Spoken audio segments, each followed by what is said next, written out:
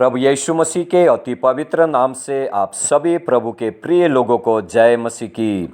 एक और नए संदेश को लेकर आप सभी प्रभु के प्रिय लोगों को उत्साहित करना चाहता हूँ। उत्पत्ति 24 का 1 में ऐसा लिखा हुआ है, अब्राहम अब वृद्ध हो गया था और उसकी आयु बहुत थी और यहोवा ने सब बातों में उसको आशीष दी थी। आज का मनन का विषय है सब बातों में आशीष पाना। प्रिय प्रभु के लोगों, अब्राहम के बारे में लिखा गया है कि यहोवा ने सब बातों में उसको आशीष दी थी। सब बातों में आशीष पाया हुआ व्यक्ति अब्राहम था। आज हम सबको सब बातों में आशीष पाना है तो अब्राहम से सीखना होगा। आइए जाने कि क्या कारण से स्वर्ग का परमेश्वर अब्राहम को सब बातों में आशीष दिया था। बहुत सारे कारण हैं, बहुत सारे बातें हैं। उनमें से आज मैं आप लोगों को अब्राहम के जीवन से 3 बातें बताऊंगा। पहली बात है, अब्राहम परमेश्वर की हर एक आज्ञाओं का पालन किया। अब्राहम ऐसे ही सब बातों में आशीष नहीं पाया था। उसे पाने के लिए जब परमेश्वर ने उसे अपने देश और अपने कुटुंबियों और अपने पिता के घर को छोड़ने को कहा तो अब्राहम उस सब को छोड़ दिया।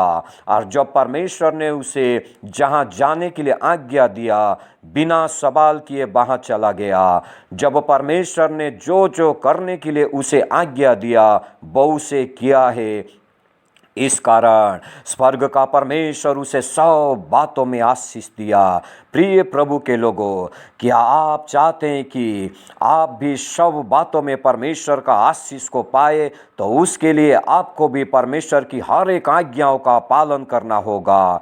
परमेश्वर की आज्ञा चाहे कुछ छोड़ने के बारे में हो या सुधार करने के बारे में हो, चाहे भेंट देने के बारे में हो या दशमांश देने के बारे में हो, चाहे पवित्र जीवन जीने के बारे में हो या प्रार्थना करने के बारे में हो, आइए हम इस साल परमेश्वर के हर एक आज्ञाओं को मानते हुए अब्राहम के समान सब बातों में आशीष पाए। प्रभु यीशु मसीह को विश्वास करने से आपको पाप से मुक्ति व उद्धार मिलेगा, परंतु प्रभु यीशु मसीह की आज्ञा मानने से आपको आशीष मिलेगा। परमेश्वर का आशीष आपका विश्वास से नहीं, आपका आज्ञाकारिता से मिलता है।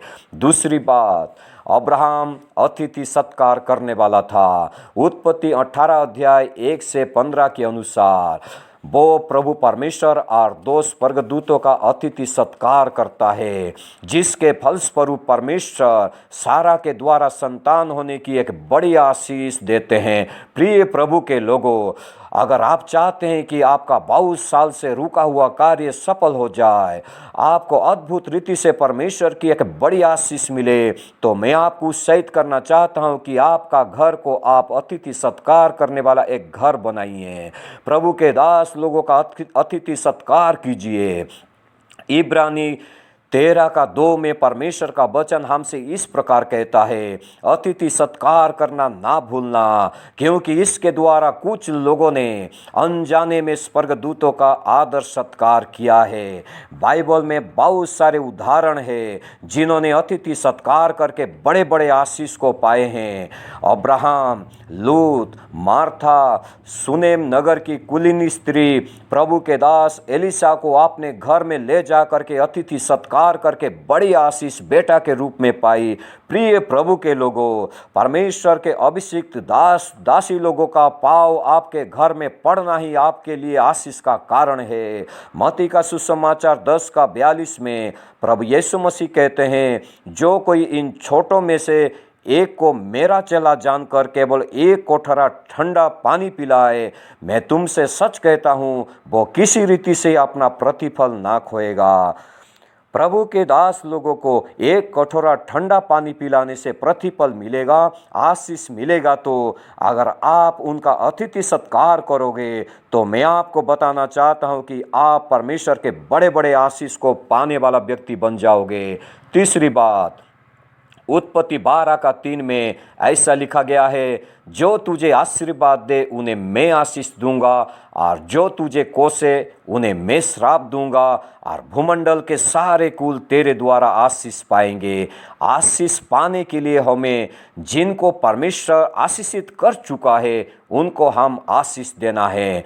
परमेश्वर ने अब्राहम को बुलाया और उसे आशीष का मूल बना करके दुनिया के सभी लोगों को ये बता रहे हैं कि अब जो अब्राहम को आशीर्वाद देंगे वे स्वयं परमेश्वर का आशीष को पाएंगे। प्रिय प्रभु के लोगों, यदि आज सब बातों में प्रभु का आशीष अगर आप पाना चाहते हैं तो परमेश्वर जिनको वास्तव में अपनी सेवा के लिए बुला करके आशीषित कर चुका है, ऐसे प्रभु के दास लोगों को आशीर्वाद देना शुरू कर दीजिए। प्रभु के दास लोगों का आलोचना ना करें, उनकी कमी कमजोरी को ढूंढना बंद कर दीजिए। इस साल आइए एक नई शुरुआत कीजिए। आज से आप रोज प्रार्थना करते समय आप आपके चर्च के पास्टर को आशीर्वाद देना शुरू कर दीजिए। उसके साथ ही जितने प्रभु के दास लोगों को आप जानते हैं कि वे वास्तव में परमेश्वर के भुलाए हुए और आशीषित प्रभु के दास लोग हैं, उनके नाम का एक सूची बना करके उन्हें आशीर्वाद देना जारी रखिए। ऐसा करके आप परमेश्वर का आशीष को अपने जीवन में, अपने परिवार में अधिक पाते जाओगे और आप वो व्यक्ति बन जाओगे जिसके लिए परमेश्वर ने आपको बनाया। परमेश्वर आज के वचन के द्वारा आप सभी को बहुतायत की आशीष दे। आपका दिन आशीषमय हो। जय मसीह की।